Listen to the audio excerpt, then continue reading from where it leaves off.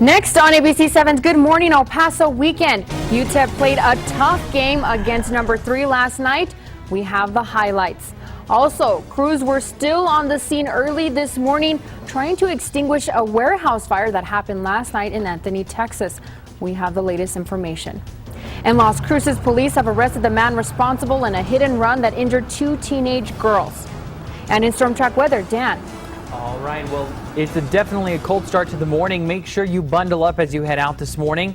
How much will we warm up today? I'll detail that coming up.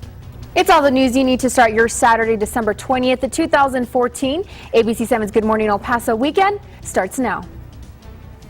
Live, where news comes first. From the Mesilla Valley and Las Cruces to El Paso and the borderland. This is ABC 7's Good Morning El Paso Weekend. Good morning and thanks for joining us. I'm Josie Ortegon. Well, it was a sold-out house last night at the Don Haskins Center as the Miners took on the number 3 ranked Arizona Wildcats. ABC 7's Luis Del Rio was at the game and he has all the highlights. What a game right here inside the Don Haskins Center. The Miners hosting the 3rd-ranked Arizona Wildcats and the highest-ranked team to come into the Don. And unfortunately, the Miners fell to the Wildcats 60-55. It was a tough back-and-forth game, but eventually the athleticism and the depth of the Wildcats took over and they won this game. So let's check out the highlights. Miners and Wildcats in a wild one. The Wildcats haven't lost a non-conference game since 2011. Early on, they showed why. The Wildcats were on fire. Stanley Johnson from 3. The freshman was on all night long, and then the very next possession, Johnson showed his range. Now look at him, the slam dunk. They were up 15-2 to start the game, but the Miners would come right back, and they would do it behind their sensational sophomore Vince Hunter right here. Look at the move and the score. That would make it 19-17, and then Hunter one more time right there. We're tied at 21. Hunter had 14 points at the half. The Wildcats were up 28-25 at the break, and in the second half, Omega for 3. The freshman Omega Harris growing up in front of all of our eyes. He tied it right there at 38-38. Then Hunter one more time. Oh, 40-38. The Miners would take the lead. The crowd is going wild. But then the Wildcats would come back. Slam dunk right here by their big man, 42-41. The Miners could not regain the lead after that. And then what killed them ultimately, Hunter would foul out right here midway through the second half, and that would ultimately kill them, and the Wildcats would take advantage. Hollis Jefferson right here makes the jumper. The Wildcats would go up 10, 56-46. Then they would hit their free throws down the stretch, and Arizona would go on to win this one in the Don 60-55. A tough loss for the Miners, but they showed they can play with the best teams in the country. That happens, but overall very, very pleased with a lot of things that I saw out there tonight.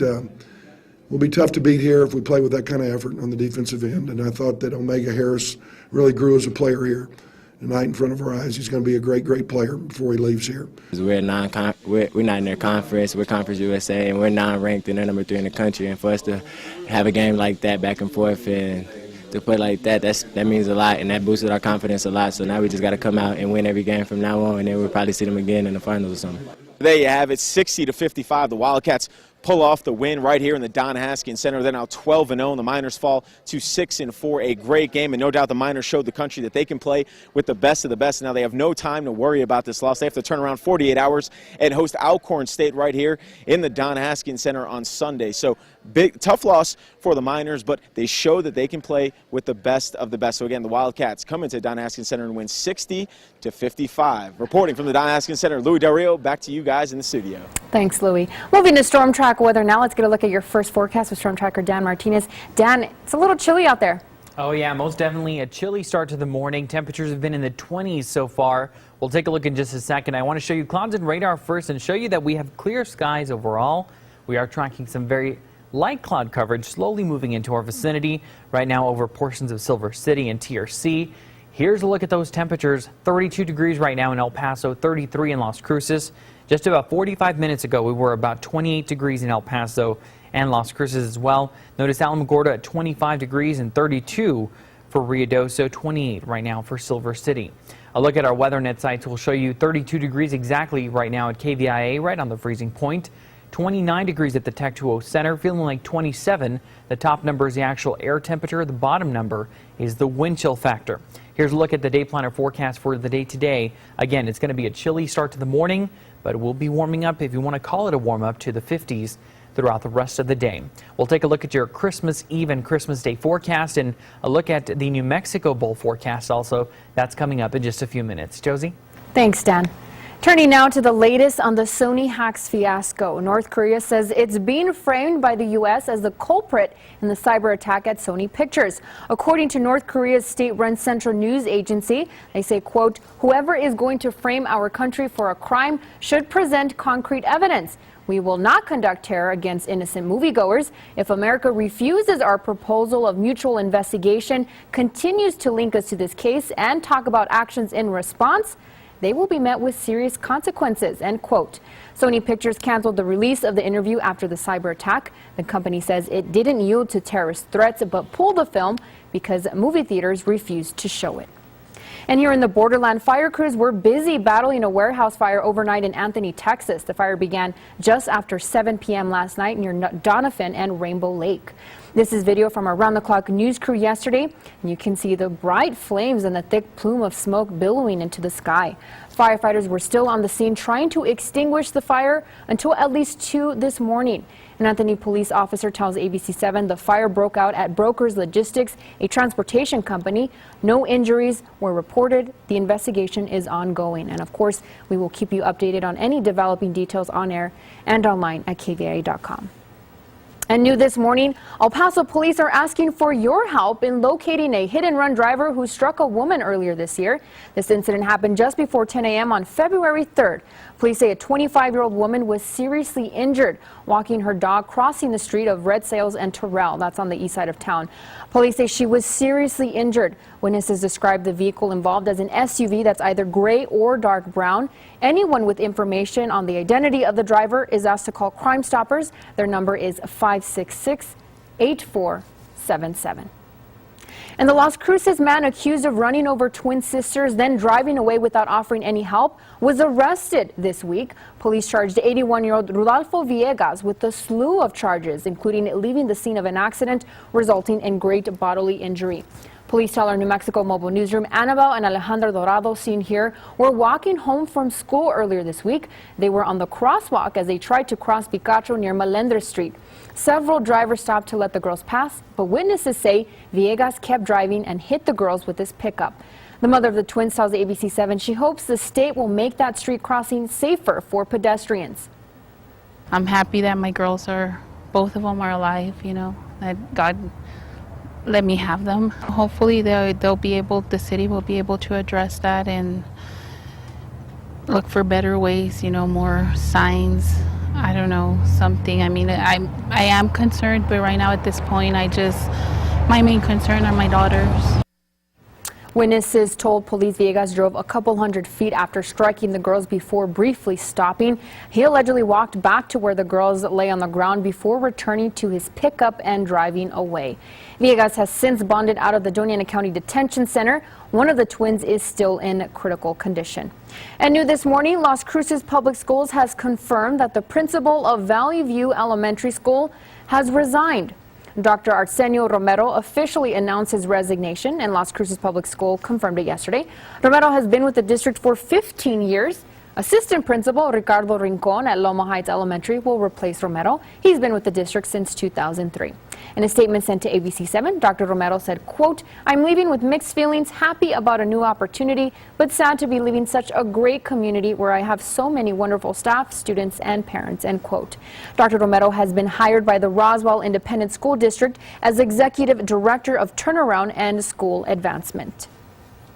And good news if you live or travel through East El Paso. Construction crews are just about done with the new stormwater infrastructure at Wedgwood and Montwood. The intersection is scheduled to reopen Monday. It's been closed for the last 2 months, so you should see some relief in that area during the remainder of the holiday season. And in national news, President Obama says Sony made a mistake by pulling the interview from theaters before its Christmas release.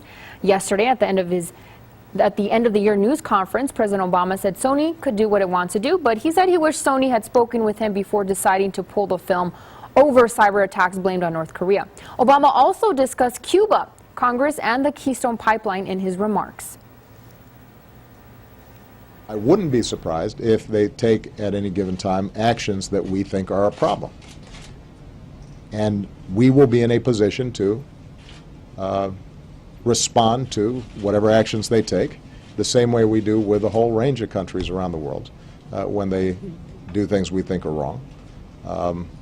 But the point is that we will be in a better position, I think, to actually have some influence. And there may be carrots as well as sticks that we can then apply.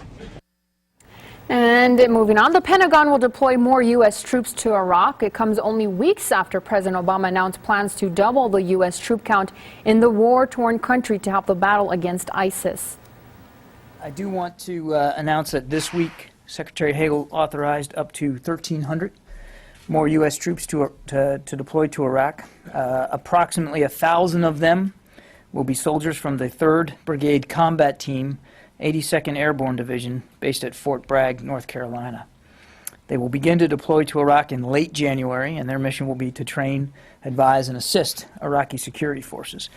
This deployment is part of the additional 1,500 troops that the President authorized in November. Kirby says the advising teams will operate north of Baghdad and in the Anbar area. Still ahead on ABC 7's Good Morning El Paso weekend, it's starting to feel a lot like winter in the borderland and in other parts of the country, but it isn't winter yet. We'll explain coming up. And later, you won't believe this, a Babe Ruth hat sells for more than $300,000. We'll have those details later in sports. Time now is 8:11. Let's take a live look at traffic this morning, courtesy of our TxDOT traffic cams. I-10 in Piedras, I-10 in Reynolds. There's a lot of people traveling this morning. Holidays are just around the corner, but this morning we haven't had any reports of anything major on the road, so you're good to go. And in storm track weather, Dan. All right. Well, we are dealing with those colder temperatures this morning. How long will they stick around? We'll talk about that in your Christmas forecast coming up. You're watching ABC 7, where news comes first.